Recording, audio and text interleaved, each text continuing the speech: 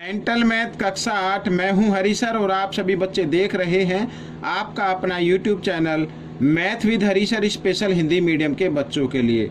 तो बच्चों, आज हम करने वाले हैं अध्याय 3 का अगला भाग, चतुर्भुजों को समझना। ठीक है, प्रश्न नंबर 15 से लेके हम आगे तक करेंगे, तो आप वीडियो को पूरा देखें, स्किप ना करें और देखकर प्रैक्टिस जरूर करें। मैं चाहता हूं कि आप सभी बच्चों की अच्छी रैंक या अच्छे मार्क्स जरूर आए, क्योंकि ये एग्जाम में भी आते हैं, तो इनको हल्के में ना ले। आइए करना शुरू करते हैं प्रश्न नंबर 15। तो प्रश्न नंबर 15 क्या कहता है बच्चों, ये रहा आपके सामने, बहुत ही आसान है। ठीक है, अब देखो, यदि किसी त्रिभुज में आंतरिक कोण अनुपात में है तो उसके बाह्य कोणों का अनुपात बताना। बच्चों बिल्कुल आसान है, थोड़ा सा लेंथी होगा लेकिन आपको मैं समझाता हूँ। मान लीजिए इस तरीके का कोई त्रिभुज है जिसके क्या है, कोणों का अनुपात दिया हुआ है, ये 3 और ये 2, ठीक है, और ये 1, इस तरीके से। तो अंत्य कोण जो निकालने हैं उनको तो मैं शॉर्ट ट्रिक से बताऊंगा आपको। देखो बच्चों, हमें अंत्य कोण निकालो, और ये बाह्य कोण, यहाँ पर अगर ये बाह्य कोण बनता है, इधर ये बन गया, ठीक है, इधर अगर हम निकाले तो ये बन गया, और इधर करें तो ये बन गया बच्चों, इस तरीके से। ठीक है, ये बाह्य कोण जो है ना, इनका अनुपात हमें बताना है। समझ में आ गया, इनका अनुपात हमें बताना है। तो बहुत ही आसान तरीके से हम बताएंगे। आइए करना शुरू करते हैं। तो सबसे पहले बच्चों, आपको पता है त्रिभुज के तीनों अंत्य कोणों का योग कितना होता है। ठीक है, 180 डिग्री होता है। अब 180 को आपको डिग्री को भाग करना है क्या, ठीक है, अनुपातों के योग से। अनुपातों का योग 3 और 2 5 और 1 6 से इसको भाग कर देंगे तो 6 3 18। यहाँ पर एक वैल्यू निकल कर आई है, इस वैल्यू को आप जो है कोणों से क्या करते जाएं, गुणा करते जाएं। ठीक है, त्रिभुज का पहला अंत्य कोण यहाँ पर मैं लिख देता हूँ, त्रिभुज का पहला अंत्य कोण, अंत्य का मतलब अंदर की तरफ, ठीक, अंत्य कोण तो क्या है, ये 1 का है, तो इस 30 को अगर हम 1 से गुणा करें तो इसे कम 30 डिग्री ही आएगा।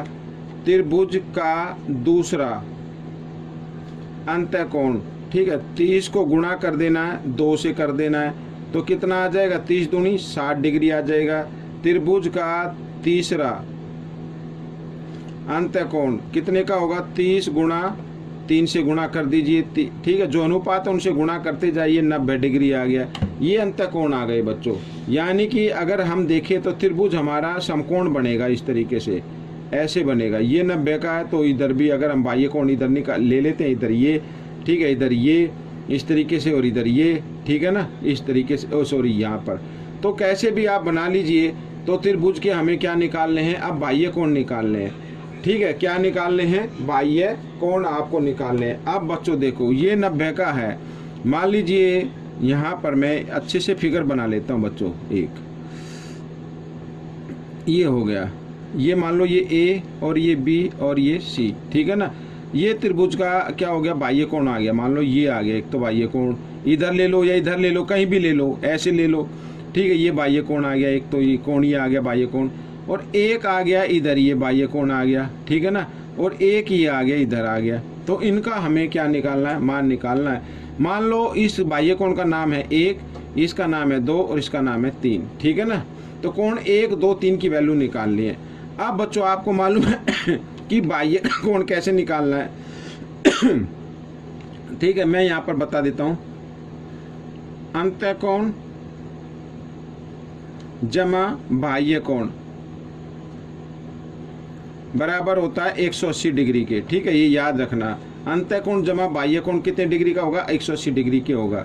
तो अंत्य कोण तो आ गया, मान लीजिए ये निकाले, 30 का आ गया, ठीक है, 30 का आ गया, 30 का आ गया, 30 का आप ये मान लो, ठीक है, ये मान लो, और बाह्य कोण इसका 2 है, ठीक है, तो 2 लिख लेते हैं अभी, और 180 डिग्री, 30 इधर जमा में इधर आकर घटा में आ जाएगा, तो ऐसे काफ़ी लेंथी हो जाएगा। तो घटा 30 और कितना बच गया, 150 बच गया, ठीक है ना। कितने का आ गया, 150 का आ गया बच्चों यहाँ पर, ठीक है। ये अब हमें आगे क्या करना है, आगे क्या करना है, देखो आगे फिर वही 30 इससे निकाल लिया, अब इससे भी निकाल लेते हैं। तो 60 जमा अब ये लिख लो 3 लिख लो, 60 3 बराबर, ठीक है। तो 180 घटा, ठीक है 180 का आएगा भाई दोनों का योग, तो 3 की वैल्यू निकालेंगे तो 180 घटा 60 आ जाएगा, बराबर कितना आ गया 120 डिग्री आ गया। तो कोण 2 की वैल्यू आ गई है, 3 की भी वैल्यू आ गई है, ठीक है। कोण 1 की ओर बचती है, तो कोण 1 जमा और 90 डिग्री, ठीक है, बराबर 180 डिग्री। तो कोण 1 की वैल्यू निकाले तो 180, ये जब जमा 90 इधर आकर घटा 90 हो जाएगा, तो कोण 1 की वैल्यू क्या आ गई 90 डिग्री आ गई, ठीक है। अब हमें क्या निकालना है, इनका अनुपात निकालना है। तो सबसे पहले 90 डिग्री लिख लेते हैं, 90 डिग्री अनुपात, ठीक है, 120 डिग्री अनुपात 150 डिग्री, ऐसे। तो 0 से 0 आप काट दीजिए तीनों में, 3 के पाड़े में भी आता है, 3 तिया 9, 3 चौक 12, 3 पंजे 15, तो 3 अनुपात 4 अनुपात 5, ये आपका अनुपात आएगा। इनको आगे पीछे भी लिखा जा सकता, कोई दिक्कत नहीं है, ठीक है ना। तो प्रश्न नंबर 16 क्या कहता है, देखो एक समबहुभुज के प्रत्येक बाह्य कोण और अंत्य कोणों का अनुपात दिया हुआ है। अभी मैंने क्या बताया, अंत्य कोण और बाह्य कोणों का योग कितना होता है 180 डिग्री, वही इसमें करना है। लेकिन इसमें बाह्य कोण और अंत्य कोण, पहले बाह्य है तो बाह्य 2 होगा और अंत्य कोण क्या होगा 3 होगा, ठीक है। तो हम इसमें मान लेते हैं, माना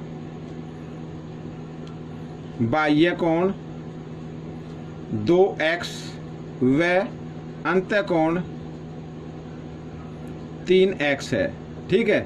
तो इस बहुभुज में भुजाओं की संख्या बतानी है, तो बाह्य कोण से निकाल लेते हैं। तो सबसे पहले अभी मैंने बताया, पहले इनकी वैल्यू निकालो कितनी आती है। तो बाह्य कोण जमा अंत्य कोण, इन दोनों का योग क्या होगा 180 डिग्री होगा, बताया। 3x और 2x 5x होते हैं, बराबर 180 डिग्री, ठीक है। x का मान निकाल लेते हैं 180, 5 इधर गुणा में इधर आकर ये भाग में आ जाएगा, 5 से काट देते हैं, 5 3 15, 5 6 30, x का मान क्या आ गया 36 आ गया बच्चों, x का मान आ गया 36, ठीक है। अब बाह्य कोण से निकाल लेते हैं। बाह्य कोण है हमारा 2x का है, कितने का 2x का, यानी 2 गुणा 36 बराबर कितना आ गया 72 डिग्री आ गया, ठीक है, 72 डिग्री का बन गया। अब भुजाओं की संख्या निकालनी है बाह्य कोण से, तो भुजाओं की संख्या,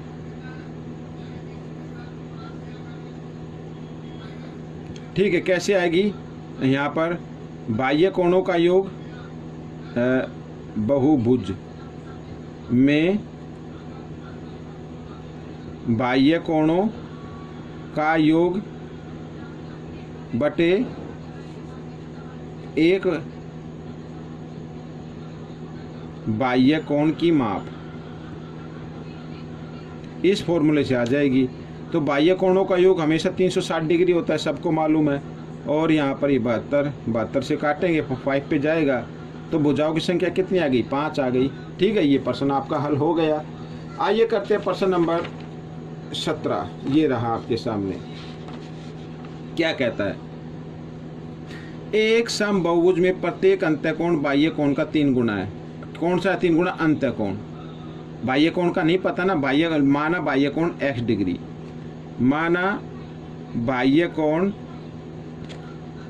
x डिग्री है, तो अंत्य कोण क्या है, अंत्य कोण क्या 3 गुना बाह्य कोण से, तो 3x का हो जाएगा, ठीक है।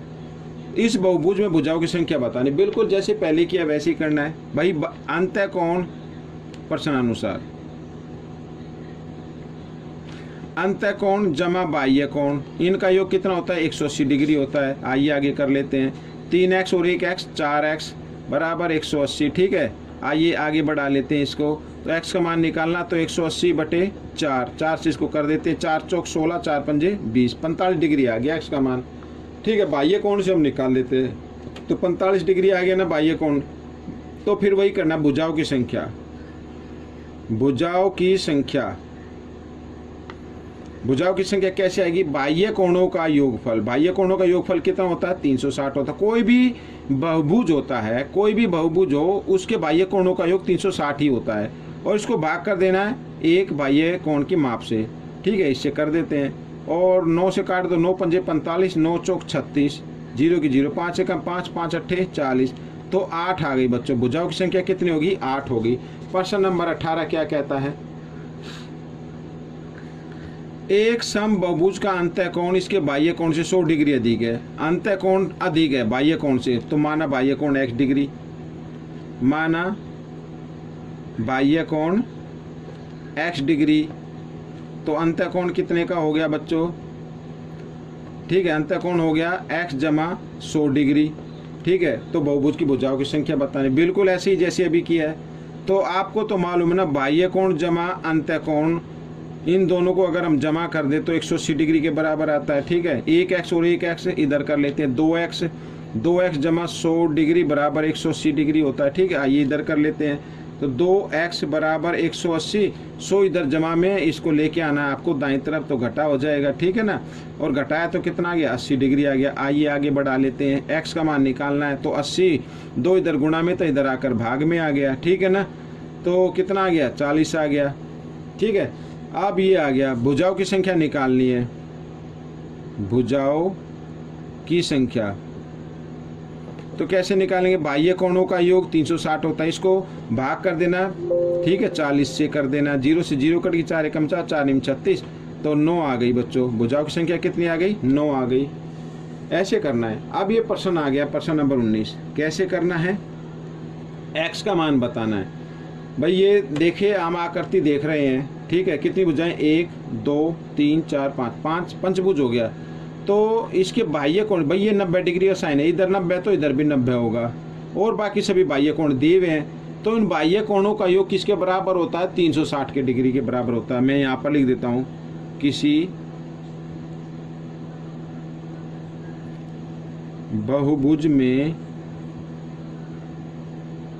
बाह्य कोणों का योग 360 डिग्री होता है। ठीक है, किसी भी बाह्य भुज को। तो हम इन सबको जमा करके, जैसे 70 जमा 60 जमा 90 जमा 90 जमा x किसके बराबर रखेंगे? 360 के बराबर रखना पड़ेगा।